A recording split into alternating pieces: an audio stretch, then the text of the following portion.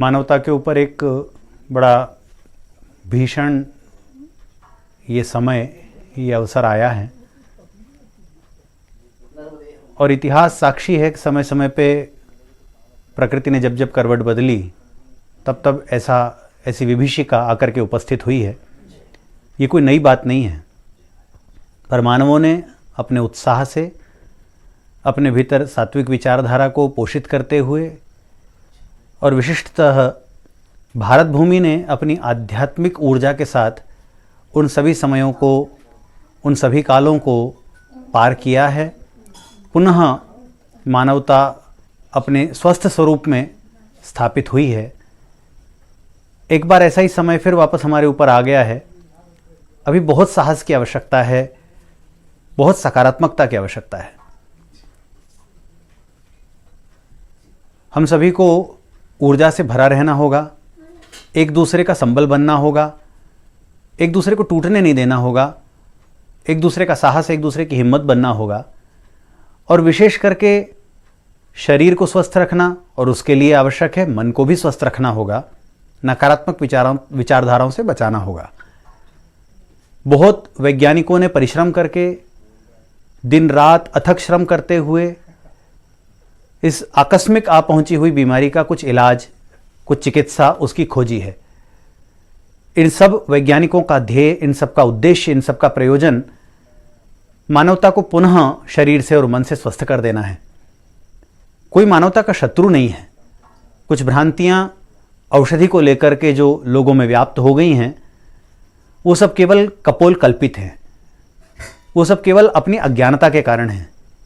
वस्तुतः तथ्य यही है कि औषधि पाकर के जिन जिन लोगों ने ये वैक्सीन लगवाई है, जो ये औषधि पाई है, वो लोग बहुत स्वस्थ होकर के सामने आए हैं और इस रोग की प्रतिरोधक क्षमता, और केवल इसी रोग की नहीं, अन्य और भी रोगों की प्रतिरोधक क्षमता उनके भीतर विकसित हुई है।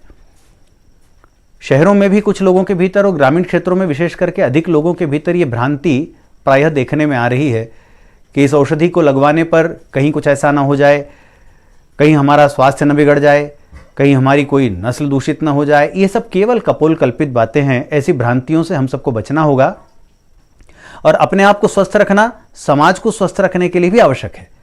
आप अगर अस्वस्थ होंगे तो आप अपने परिवार को साथ में लेकर के डूबेंगे। ये ऐसी महामारी है।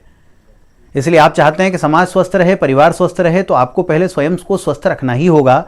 और अभी अपने आप को इस विषाणु से बचाने का केवल एक तरीका है और वो है वैक्सीन, जो हमारे सामने उपलब्ध है।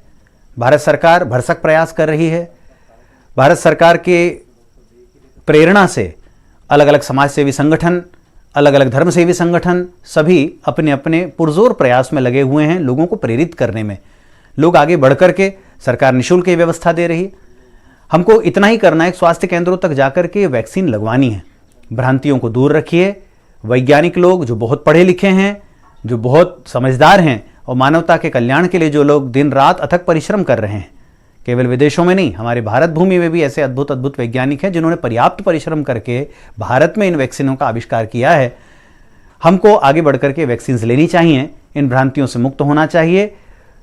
तभी हम भी स्वस्थ रह सकेंगे, समाज भी स्वस्थ रह सकेगा और राष्ट्र पुनः अपना जो पथ था उन्नति का, उस पर वापस आ पाएगा। और यदि आप ऐसा नहीं करेंगे तो ये सब विभीषिका और कितना लंबा खींचेगी और न जाने किन किन की आहुतियां लेगी, किन किन को लील जाएगी। वो सब स्मृतियां, ये इन घटनाओं की जो होने वाली भावी घटनाएं हैं, उनकी याद करने से भी रोंगटे खड़े होते हैं, उससे भी दिल दहल जाता है। दीपक जगाइए, पुनः आरोग्य का दीपक जगाइए। कोई भी समय सदा एक जैसा नहीं रहता, ये सब कुछ चला जाएगा, केवल इसकी यादें शेष रहेंगी, बाकी शेष कुछ नहीं रहेगा। पर जिन लोगों को हम खो देंगे अपनी अज्ञानता की वजह से, वो लोग वापस लौट करके नहीं आएंगे। हमको इन लोगों की आवश्यकता है सामाजिक उन्नयन के लिए, सामाजिक उत्थान के लिए, उत्कर्ष के लिए। इसलिए बार बार सबसे करबद्ध निवेदन, बार बार ये आप सभी को हमारी ओर से प्रार्थना और ये प्रेरणा, इन भ्रांतियों से मुक्त हो जाइए। ऐसा कुछ नहीं होने वाला है जैसे अज्ञान लोग भ्रमों में फैला रहे हैं। ये अज्ञान वो फैला रहे हैं जो स्वयं अज्ञानी हैं, जिनको स्वयं किसी प्रकार का न विज्ञान का बोध है, न जिनको किसी प्रकार का सामाजिक परिस्थितियों का बोध है। ये सब वो लोग हैं जो भ्रांतियां फैलाने वाले हैं। वस्तुतः ये समाज के शत्रु हैं। इसलिए इन सब लोगों से जरा दूर रखिए, नकारात्मक विचारों से दूर रहिए, आगे बढ़िए, स्वास्थ्य केंद्रों पर जाइए और वैक्सीन लगवाइए। आप सभी का मंगल हो, आप सभी का उत्कर्ष हो। सभी संत, सभी साधक निरंतर भगवान के चरणों में प्रार्थना कर रहे हैं ये नकारात्मकता के बादल उड़ जावें और फिर नर्मदा मैया पुनः कृपा करके हम सभी को एकत्रित होने का, फिर सभी वापस इकट्ठे होकर ठाकुर के उत्सव मनाने का वो अवसर प्रदान करें। जय श्री नर्मदे, जय श्री राधे, जय जय श्री कृष्ण।